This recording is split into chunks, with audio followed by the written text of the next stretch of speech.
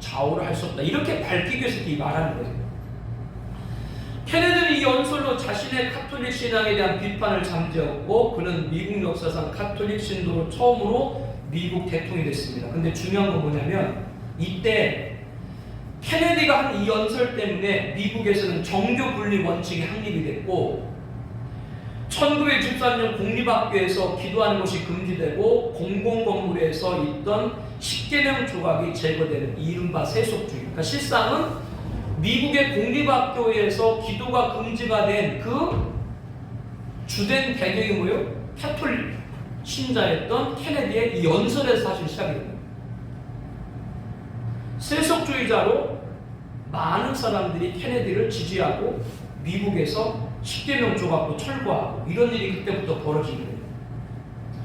이후에 미국에서는 이 세속주의를 타파하려는 복음주의적 기독교인들과 이를 유지 확대하는 무신론자들 간의 싸움이 이어지고 있다. 무신론자들은 지금도 케네디 대통령 이 연설을 인용하고 있습니다. 절대로 정교분리. 정교분리가 맞는 말은 같은데 실상은 어떤 걸 없애버린 거예요? 미국에 있는 청교도 신앙의 근간을 다 없애버렸습니다. 케네디 집권 이후부터 세속주의를 표방하는 상징은 공립학교 기독검진 아이러니하게도 극렬한 현실주의라 보이는 트럼프에서 풀려졌습니다. 참 이것도 아이러니죠. 트럼프 보면 굉장히 이 사람이 현실주의자로 보이는데 오히려 이 사람에 의해서 케네디 때 실시됐던 공립학교 기독금지가 풀렸습니다. 2020년 1월 16일 트럼프 미국 대통령이 공립학교 내 기독교 자유를 보호하고 보장할 것을 약속하는 새로운 지침을 발표했습니다. 트럼프 대통령은 기도할 권리보다 더 중요한 것은 없다면서 학생들이 기도를 못하게 하는 공립학교의 연방자원금 제공을 중단하겠다라고 밝혔습니다. 이 자리에는 기독교인과 유대인, 무슬림 학생, 교사들을 초청한 자 진행됐습니다. 이날은 미국 종교의 자유의 날이 됐습니다. 물론 트럼프가 이렇게 했던 데에는 미국의 보수주의자 그리고 우리가 흔히 말하는 근본주의 그런 복음주의 계통의 목사님들의 영향력이 컸을 거예요.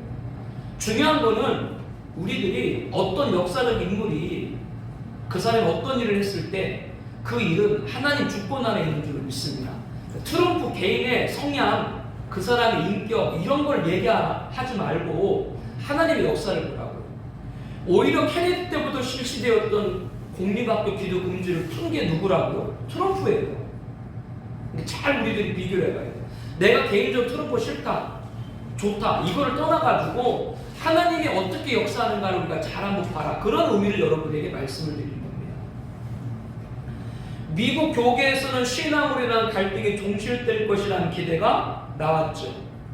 이 트럼프 대통령의 새 지침은 2003년 개정된 공립학교 내 기도에 관한 교육부 지침을 진일보한 것입니다. 당시 지침은 지역의 교육기관은 1965년 초중 등 교육법에 따라 반드시 헌법적으로 보호받는 기도의 참여를 금지하거나 부인하는 어떤 정책도 갖지 않는다. 이렇게 명시했지만 이거는 권면사항이지 권고사항이지 강제 실효성이 없었어요. 근데 그거를 실시하도록 한 것이 누구라고요? 트럼프입니다.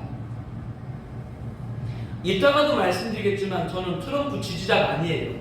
그 사람을 좋아해서 이런 말을 하는 것이 아니에요. 종말론적 입장에서 여러분들에게 이런 역사적인 사건들을 말씀을 드리고 지금 앞으로 우리들 시대에 어떻게 역사적인 종말 시기가 진행될까 이걸 지금 여러분들에게 말씀을 드리는 겁니다. 저는 종말론 연구가로서 이런 신앙적 배경뿐만 아니라 바이든 집권은 케네디 국정 노선 답습 내지 확대될 것으로 봅니다. 즉 세속주의는 더 확대될 거다 이렇게 저는 봅니다. 그렇기 때문에 저는 바이든 당선에 굉장히 부정적이었어요. 또 글로벌 현안들을 보아서도 트럼프가 재선돼야 된다고 봤습니다. 미국 대선 이전에도 많은 전문가가 누구 합성을 외쳤어요? 다 바이든 합성을 점쳤죠. 트럼프 당선을 예상하는 그렇게 되기를 저는 바랬습니다. 그것은 트럼프한 개인을 신뢰해서가 아니라 트럼프가 재선해야 종말의 타임테이블이 신속하게 진행될 것으로 믿었기 때문입니다. 결과는 누가 승리했어요? 바이든이 승리했지만 그러나 앞선 예상과 달리 트럼프가 굉장히 선전했죠. 선거 인단수를 보게 되면 트럼프가 232명을 얻는데 그치고 바이든은 306명으로 매직 넘버 270명을 월등히 넘겼습니다. 그러나 바이든 득표가 8,100여만 표, 트럼프가 7,400여 표를 얻었어요. 트럼프가 2016년 선거보다 1,100만 표를 얻고도 진 거예요. 바이든과 트럼프는 각각 최고 투표, 당선, 낙선의 기록을 갖고 있습니다. 지난 오바마가 집권했을 당시 6,900만 표를 얻고도 당선된 적이 있으니까 트럼프가 얼마나 많은 표를 얻고도 낙선된지를 알 수 있는 것이죠. 여전히 트럼프를 지지하는 이들이 다수 존재하고 있다는 걸 확인할 수가 있습니다. 이 말은 2024년 트럼프 대선 재도전이 허풍만이 아니라고 하는 것이죠. 바이든과 트럼프가 나이를 봐도 바이든 4살 연상이죠. 그러니까 4년이 지나도 트럼프는 지금 바이든 나이와 똑같아요. 지금 트럼프가 굉장히 어려운 측면에 있죠. 탄핵을 받을 것이라는 얘기, 또 트위터라든가 페이스북이라든가 SNS 전부 다 차단당하고 여러 가지 일들을 당하고 있죠. 그렇기 때문에 이 사람이 대선에 앞으로 나올지 안 나올지 그건 모르겠는데, 제가 말씀드린 건 트럼프 대선에 이렇게 예민한 반응을 보이는 것은 앞서 언급한 대로 트럼프를 지지해서가 아니라 트럼프가 재선해야 종말의 타임테이블이 신속하게 진행될 것을 믿었기 때문에 그렇습니다. 왜냐하면 첫 번째, 트럼프가 한 일, 핵정 탈퇴입니다. 이란 혁명수비대가 2021년 1월 4일 걸프를 오염시킨다는 것을 내세워서 한국 유조선, 한국해비를 납부해서 선원 20명을 억류하고 있죠. 그런데 이란 정부가 하는 말은 뭐예요? 2년 전에 한국은행에서 보유하고 있는 70억 달러, 우리 돈 약 7조 원 이란 자금을 동결하고 있다. 지금 그렇게 얘기하고 있어요. 결국 그러니까 이란의 목적은 무슨 걸프만을 무슨 오염시키면 뭘 오염시켜요. 그것이 아니라 빨리 우리나라에 있는 자기들 돈을 풀어달라고 얘기입니다. 그런데 이렇게 된 이유가 뭐냐면 다른 것이 아니라 미국의 일반적인 핵협정 탈퇴 때문에 벌어진 일입니다. 트럼프가 집권 2년차 2018년 5월 8일 미국과 이란 핵협상인 포괄적 공동 행동계획을 일방적으로 탈퇴했습니다. 그리고 강력한 경제 제재를 가했죠. 그래서 한국만 아니라 전 세계에 있는 이란 자금이 다 동결이 됐어요. 우리나라에서 돈 못 보내요. 달러로. 보내면 미국이 우리나라를 제재해요. 그렇기 때문에 우리나라가 풀래야 풀 수가 없어요. 한국은 미국의 동맹이고 미국의 동의 없이는 이룰 수가 없는 겁니다. 2015년 7월 14일 오바마 행정부 때 오스트리아 빈에서 이란 핵 협상이 타결됐습니다. 무슨 말이냐? 당시 이란이 이 핵 개발한다라고 폭로가 된 상황이었거든요. 그래서 서방에서 강력한 제재를 계속 가했어요. 그래서 2015년에 7월 14일 오스트리아 빈에서 이란과 주요 6개국 UN 안전보장이사회 상임국하고 독일이 모여가지고 이란은 핵무기 개발을 중단하고 대신 서방은 대이란 제재를 철회한다. 이렇게 20개월 동안 벌인 협상을 마무리하고 합의하는 핵협상을 당시에 체결을 했었어요. 역사적으로 핵협상 타결을 위해서 이란은 1979년 이슬람 혁명 이후 36년 만에, 그리고 2002년 8월 이란이 비밀 우라늄 농축시설 존재가 폭로되며 촉발된 이란 핵국이 이후로부터 13년 만에 국제무대에 이제 본격적으로 복귀를 하게 됐었습니다. 그때 이란이 제재가 해제되면서 현금만 1,000억 달러, 약 122조 원, 이 돈을 이란이 다 받게 된 거예요. 그런데 이렇게 핵협정을 맺게 되니까 가장 강력하게 반발한 나라가 어떤 나라? 이스라엘이죠. 주된 이유는 중동 내 핵 불균형입니다. 이 균형이 무너지면 자국에 크게 안보 위협을 느낀 이스라엘이 강력하게 반발을 당시에 했어요. 1960년대 후반 중동 지역에서 유일하게 이스라엘의 핵무기를 보유하고 있는 국가를 알려주고 있습니다. 자기들이 시인도 부인도 안 하고 있죠. 그런데 이렇게 이란이 핵을 무장을 한다면 그 균형이 깨지기 때문에 이스라엘은 가만 놔둘 리가 없어요. 그리고 지난 과거를 보게 되면은 이스라엘 강경파에서 1981년 6월에는 이라크 오시라크 원전 폭파하고 2007년 9월에는 시리아 동북부 사막에는 핵시설로 의심되는 그러한 시설들을 이스라엘이 폭격하기도 했습니다. 작년에 2020년 11월 27일 날 이란 국방부 연구 혁신지구 수장인 모센 파클리제드가 암살당했죠. 차량칼로. 그 누가 했겠어요? 이스라엘 모사드가 했겠죠. 그뿐 아니에요.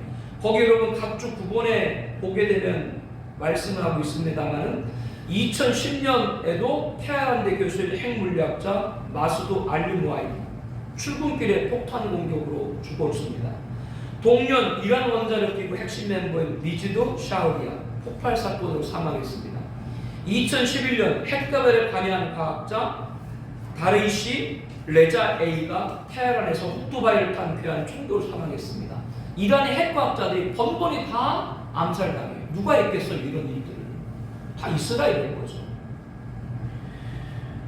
2012년 핵과학자 모스타파 아흐마디 로산도 자신의 차에 부착된 폭탄이 터져 사망했고, 그리고 2020년 1월 3일 지난 연도 우리들이 10년에도 말씀을 나눴습니다는 카셈 솔레이마니 이란 최정예 군사중위 혁명수비대 해외 작전 담당 이 사람이 바그다드 국제공항에서 공습으로 사망을 했죠. 이게 다 이스라엘이 하는 겁니다.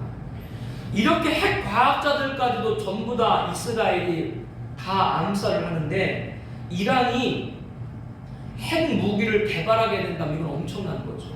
저는 그때 2015년에 핵 협정을 맺었을 때 이것은 오히려 이란에게 돈줄을 합법적으로 주고 핵 개발을 하게 하는 거 이렇게 저는 예측을 했고 이거 분명히 파괴된다 그렇게 저는 예측을 했습니다. 무엇보다도 이스라엘과 공동운명체인 미국 내 유대인들이 가만히 있을 리가 없죠. 결국 어떻게 했어요? 유대인들이 트럼프 집권하니까 뒤에서 막부작을 막 해가지고 아까 말했던 트럼프가 핵협정을 일방적으로 파기시킨 거예요. 그리고 그 불똥으로 뭐요? 지금 우리나라 선언이 납부되고 있는 거예요. 사실 거기 때문에 그렇게 되는 거예요.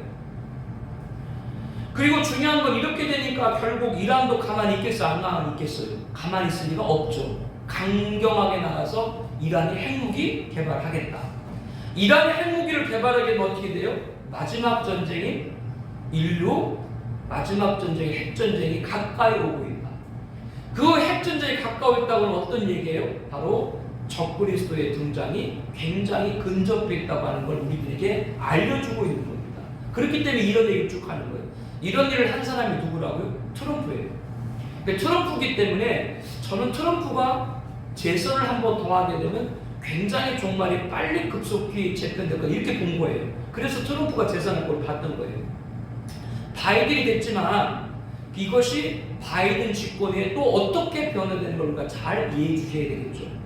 또한 우리가 북한의 행동들도 유심히 봐야 됩니다. 여러분이 상식적으로 아는 것처럼 이란과 북한은 오래전부터 끊임없이 핵무기를 포함한 대량 살상무기 커넥션 오가고 있다. 여러분 잘 알고 있죠.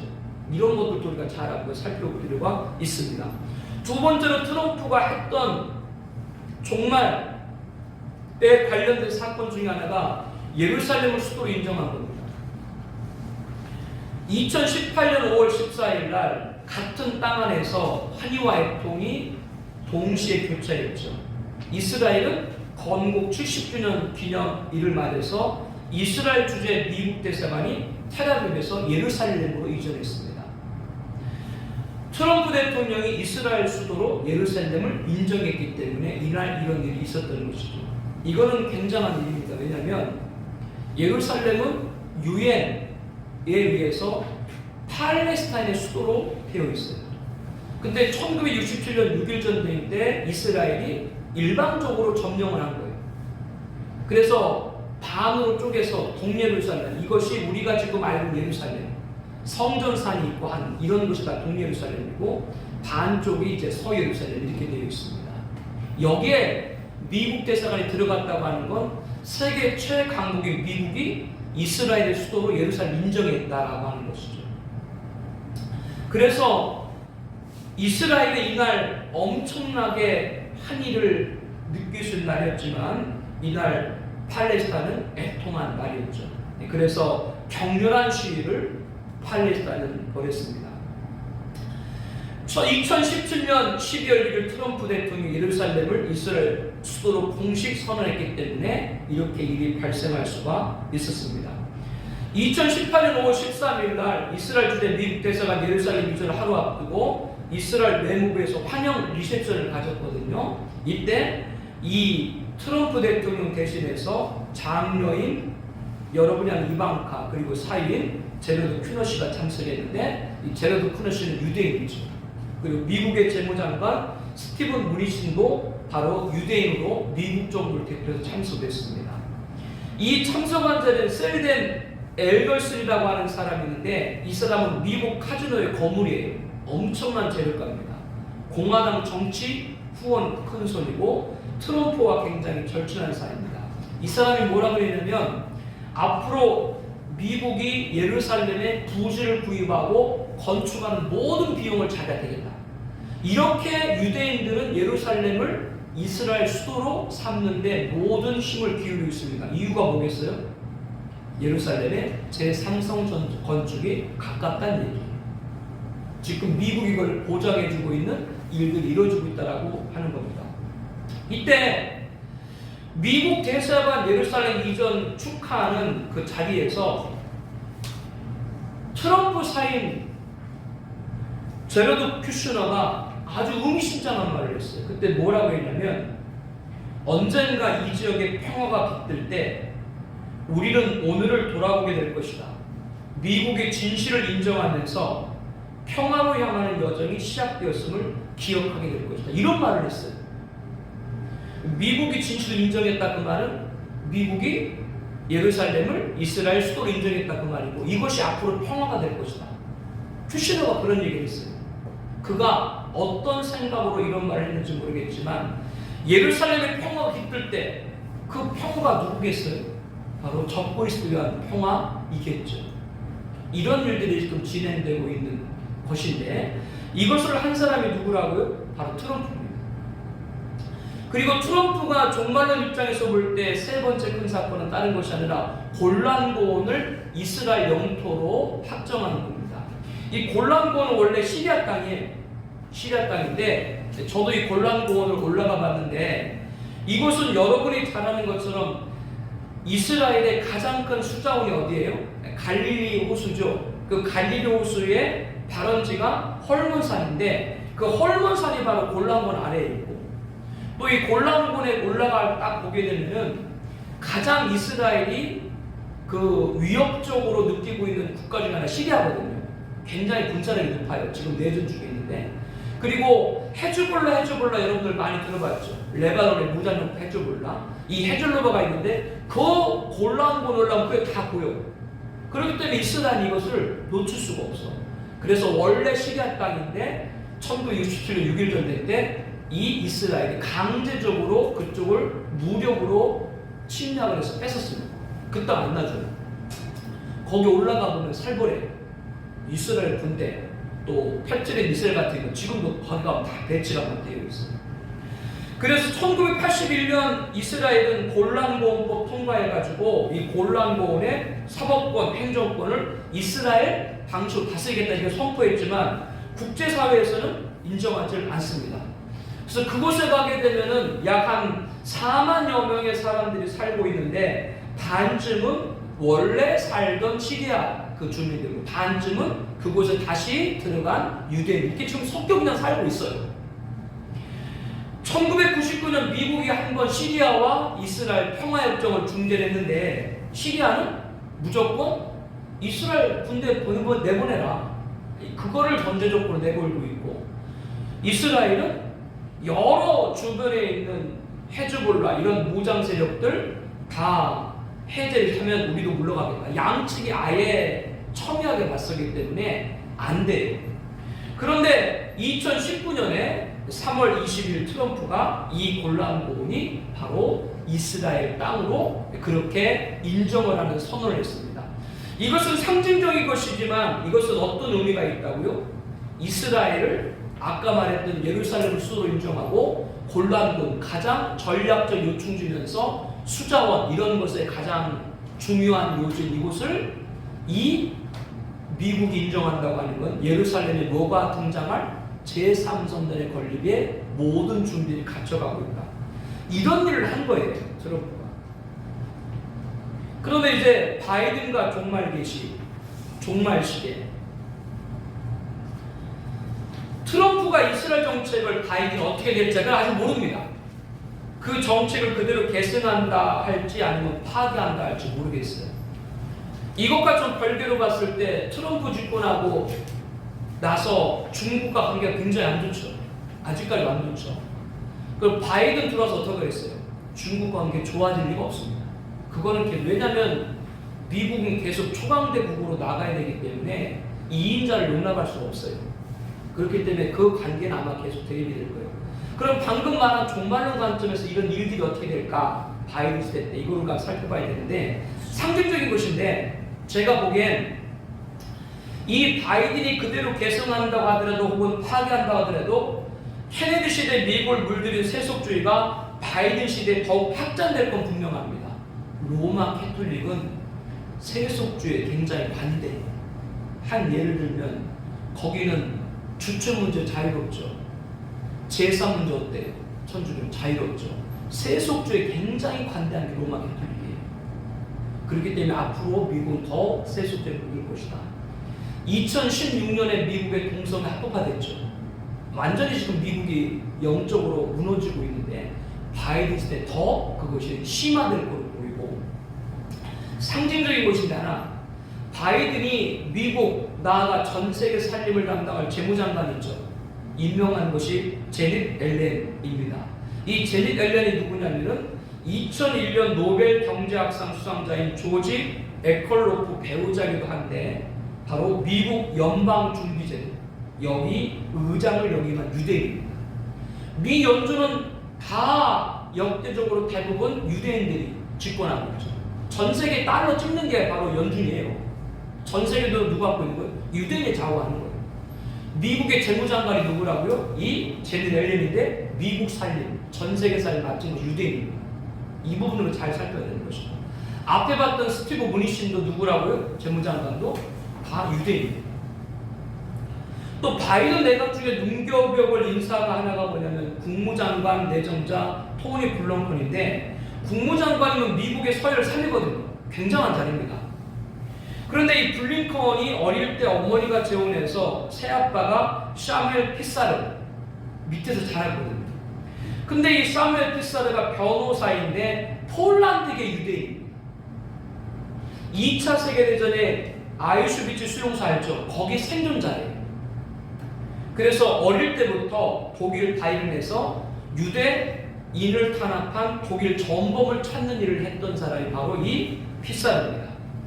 학업을 위해서 프랑스 지적 도움을 받아가지고 호주로 유학해서 멜번 대학교 최초 법학학사 학위를 받고 변호사가 됐고 미국으로 다시 와서 하버드 대학교 로스쿨을 나왔고 거기서 케네디 대통령을 만난 것으로 알려지고 있습니다. 그래서 나중에 케네디 정부 때 외교장으로 일하게 됐어요.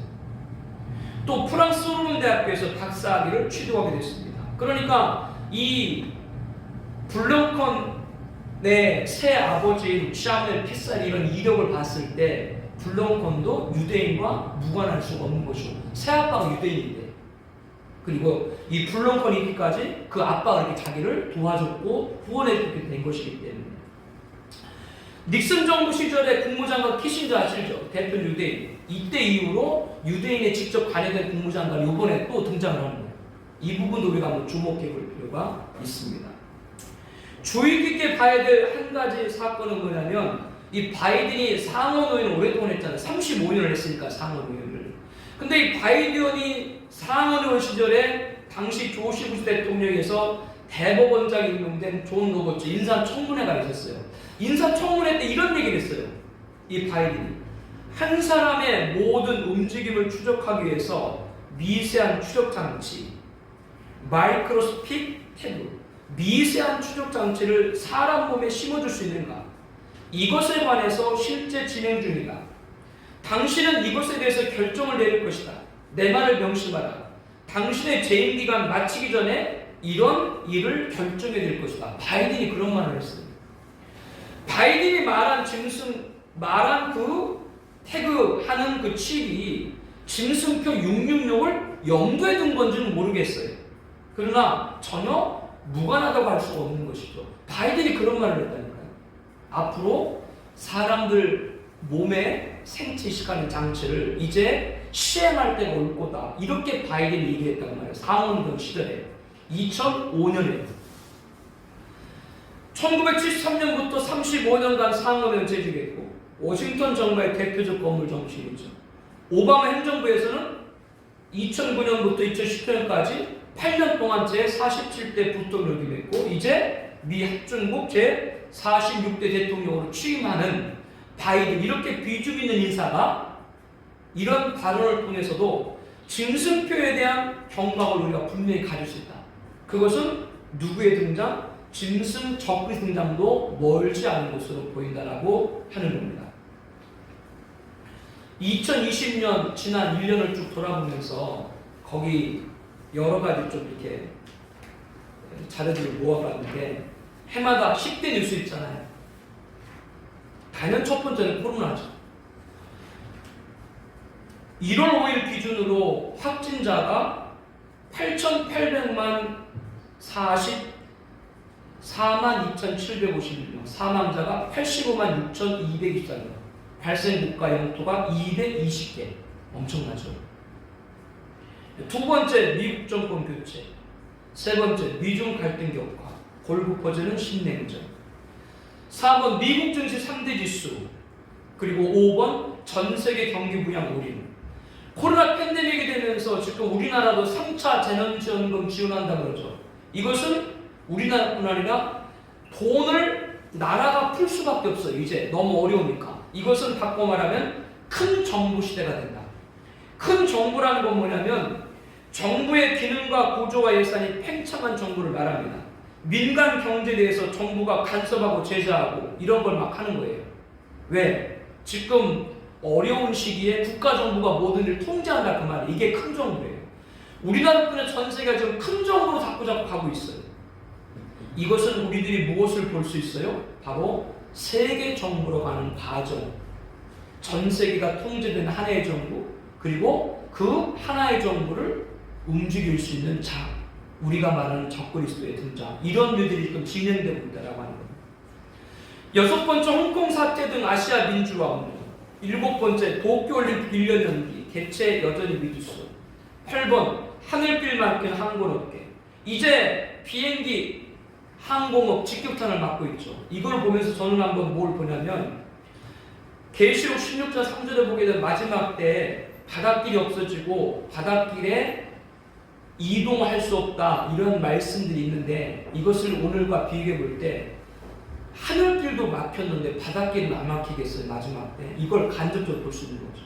사람들은 안 믿어. 이런 걸 보고 하늘길을 막힌 걸 보면서도 마지막 때 바닷길까지 막힐 거, 전 세계 모든 시스템들이 멈춰버린 지금까지 올 거다. 여기에 관해 사람들이 경각하고 있지 않다. 그 부분을 한번 살펴봤고요. 스페이스X 유인 우주선 발사. 앨런 머스크 들어봤죠? 이제 세계 최고 갑부가 됐죠? 1위로 등극했죠? 민간에서 우주선을 발사하는 거예요. 그래서 민간 우주여행 시대 눈앞에 왔다. 이걸 통해서 저는 한번 뭘 살펴봤냐면 예수님이 재림하시는 날 별 사이에 있는 자들도 끌어내려서 심판한다 그랬거든요. 오바다 1장 4절 말씀인데 이 말씀을 기록할 당시는 이 말이 무슨 말인지도 모르겠죠. 사람들은 오늘에 봤을 때 미국 나사 항공우주국뿐 아니라 이 민간일도 우주를 쏴. 화성에 갈 수도 있고 어디에도 갈 수 있어요. 그러나 예수님 재림하시면 거기 있는 자들도 끌어내리겠다. 이걸 한번 우리가 간접적으로 볼 수 있는 거예요. 기후변화로 지구 몸살, 특별히 올해는 너무나도 많은 큰 기후 변화와 어려움이 있었죠. 미국 서부 산불 피해로 서울시 30대가 탔습니다. 중국은 역대 최홍수로 14조 재산 피해가 있었고 올해 기후변화로 전 세계 약 5천만 명의 사람들이 피해를 당했습니다. 어마어마한 일들이죠. 지금까지 2020년 세계 10대 뉴스를 봤는데 여기 순위된 랭크 항목을 보면 자연재해, 테러, 전염병 이런 것들이 무려 6개가 되죠.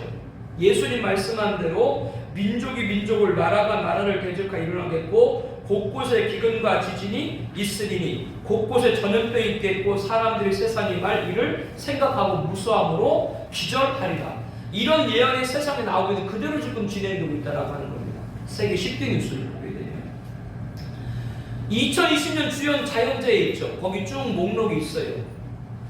그것도 여러분 참고로 한번 보시고, 특별히 2020년 7월, 8월 중국, 일본 기록적 폭우가 있었죠. 거기 각주 13번에 쭉 기록이 되어 있는데 우리나라도 기록적인 홍수, 한 달 넘게 장마가 이어졌죠. 이런 일들 큰 피해. 그리고 바다 기온이 올라가면서 고온가스pe진 인도양 주변에 수억 마리 멧돼지떼가 중국을 거쳐서 그리고 중동까지도 전 세계까지도 코로나, 자연재해, 메뚜기 황충까지 3재가 4재가 5재가 겹친 것이 바로 2020년이었습니다. 이런 부분들을 한번 보시고요. 거기 11쪽에 보게 되면은 최근 5년간 가장 더운 날이 지속되고 있다. 폭염으로 인해 가지고 많은 분들이 고통을 당하고 있다라고 하는 겁니다. 이런 부분을 여러분들이 한번 쭉 보시면 되겠고, 결론 부분 한번 보죠. 바이든이 집권하면서 가장 빛이 내보이고 있는 것이 트럼프에서 실추된 미국이죠. 제자리 갖다 놓는다. 그런 빛이 하는 민주적 가치를 들고 아마 세속주의에 박차를 가할 것으로 보입니다. 민주적이라고 하는 명분을 내세우지만 실상은요, 아마 세속주의가 더 이 미국 전역을 뒤덮을 것이다. 그러니까 미국이 유럽처럼 된다고 보시면 돼요. 유럽을 가보신 분들은 아시겠습니다만은 유럽 종교 개혁이 일어난 발상지인 독일 비롯해서 유럽 전역에 기독교라는 색채는 찾아볼 수가 없습니다. 그래도 미국은 아까 우리가 살펴봤던 것처럼 메이플라워를 파고 청교도 신학의 건국 이념이었기 때문에 그래도 건전한 성경, 가치 이것이 남아있는 나라였거든요. 그런데 케네디 때부터 완전히 이것이 무너지려 가면서 바이든 때 이게 그나마 남아있는 그루터기조차도 흔들지 않고 그렇게 보고 미국 굉장히 위기다. 근데 미국이 지금 바이든 집권에 이런 걸 예측하는데 이것은 미국 문제가 아니라 바이든의 이런 이념과 공유하는 정부가 우리나라에 들어선다. 더 심각한 우리나라를 심각한 거죠. 지금 우리나라가 특별히 경제 분야에 한국교회 큰 위기를 맞고 있는데 바이든과 같은 이념을 갖고 있는 정부가 한국에 들어선다라고 하면 한국교회는 더 큰 타격이 예측이 됩니다. 1000명이 예배 드렸어요. 부산 세계대교회. 확진자 나왔어요. 안 나오는 것도 폐쇄시켜. 요즘 손 목사님 헌법 좀 소원 내고 있는데. 그래서 지금 약 한 600여 교회들이 동참하고 있는데, 안 하는 교회, 동참 안 하는 교회. 한국교회는 다 개교회 주의니까 자기 교회가 속한 총회에서 뭘 결정하더라도 그 개교회가 안 따르면 안 하는 거잖아요. 한국교회는 개교회 중심이고 개교회를 존중을 하니까요. 그런데 안 따르는 건 개교회 중심이기 때문에 그건 뭐 개교회 목사님들이 다 각각 알아서 할 일이지만 안 따르는 분 가운데 꼭 그렇게 하는 일들이 그분들이 보기에 반감을 가거나 거기에 그분들이 대치적인 시각을 갖고 있기 때문에 그럴 수 있어요. 그러면 그분들의 입장이 정부의 입장을 따라야 된다, 거기를 지지한다는 얘기인데 과연 이대로 한국교회가 정부 입장을 따른다? 전 이거 그대로 할 수 없다고 좀 봐요. 이런 부분이에요. 지금. 이게 앞으로 더 될 거라는 얘기죠. 더 심화될 거라는 얘기죠. 조금 있다가 제가 간략하게 인터컵 지금 논란되고 있는 인터컵에 제가 잠깐 특강을 여러분에게 말씀을 드릴 겁니다만은 잘못됐죠. 그렇게 밀집해서 하는 거 잘못된 건 또 확진자가 나왔으니까 그건 잘못된 겁니다. 예, 그건 우리가 말할 수 없어요. 근데 왜 인터컵이 왜 이렇게 나왔는지 아세요, 여러분들? 제가 나중에 말씀드리겠습니다. 한국교회가 종말은 안 하기 때문에 인터컵이 나온 겁니다, 실상은. 지금 엄청난 지금 일들이 보세요. 민주국가야. 자유주의야. 자유주의고 민주국가인데 뭐요? 통제는 더 심해져. 공산주의에서 있은 일이에요. 저는 지금 정부를 비판하는 게 아니에요. 여러분들 제가 누누이 말씀드리지만 앞으로 좌파 정권이 되든 우파, 그건 관계없어요. 좌파가 되든 우파가 되든 어느 정도 되든 세속주의는 더 진행이 돼가는 거예요. 이걸 봐야 돼요. 여기서 자칫하면은 내가 뭐 지지한다, 이거는 개개인의 성향이기 때문에 뭐 그것까지 제가 말씀드렸었지만, 저는 종말론적 입장에 봤을 때는 어느 정권이 되더라도 세속주의는 더 간다. 우리는 특별히 미국 영향이 강하죠. 그렇기 때문에 바이든의 이념과 공유하는 그러한 정부가 들어선다 그러면 특별히 한국 교회는 더 심각하게 좀 타격을 받을 수 있다. 그렇게 저는 봅니다. 종말론 해야 됩니다. 그래서 이게 제 얘기입니다. 그래서 앞으로 4년간은 세계 그리고 대한민국과 한국교회에 굉장한 위기가 예측이 된다고 하는 겁니다. 트럼프가 물러났지만 바이든에서 보듯이 재무장관을 비롯해서 지금 유대인들이 바이든 정권에도 변함없이 지금 굉장히 힘을 발휘하고 있죠. 그러면 바이든 정권도 친이스라엘로 갈 수밖에 없어요. 미국이 친이스라엘로 간다는 얘기는 뭐냐면 이스라엘을 지켜준다는 얘기인데, 이스라엘 지켜준다는 얘기는 뭐라고요? 제3성전 건립, 적그리스도, 이러한 종말의 타임테이블들이 굉장히 빨리 진행될 수 있다라고 합니다. 이 부분을 잘 살펴봐야 된다고 합니다. 한국교회는 선제가 요청된다. 제가 강조하는 거죠. 목사는 제사장으로서 목양적 기능이 있거든요. 양육하고 기도하고 말씀을 전하고, 그러나 목사는 선지자로서 예언적 기능도 있어야 될 줄로 믿습니다. 그래서 역사를 주관하는 것이 누구예요? 하나님인데, 그럼 지금 눈앞에 펼친 역사를 봐야 되죠. 성경을 통해서. 저 그거를 강조하는 거예요. 근데 목사님 이건 잘 하지를 않으세요. 이거를 하게 되면은 많은 분들이 비판을 하죠. 그래서 어떤 분들은 이런 것들을 얘기를 하게 되면은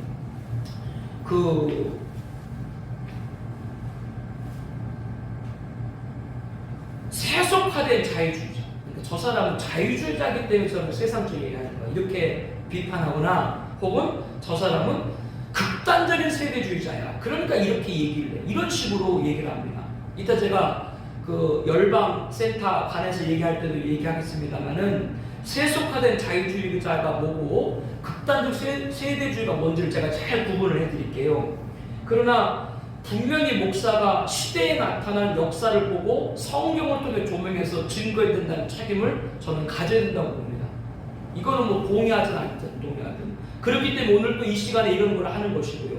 그래서 오늘 이 부분들을 가만히 우리들이 보고 제3성전 건축의 가시화, 이란의 핵무장의 초읽기, 그리고 제3차 세계대전 발발의 위기, 그리고 자연재해, 사건, 사고, 테러, 분쟁의 심화, 결국 누가 출현할? 적그리스도들이 굉장히 근접해 있다.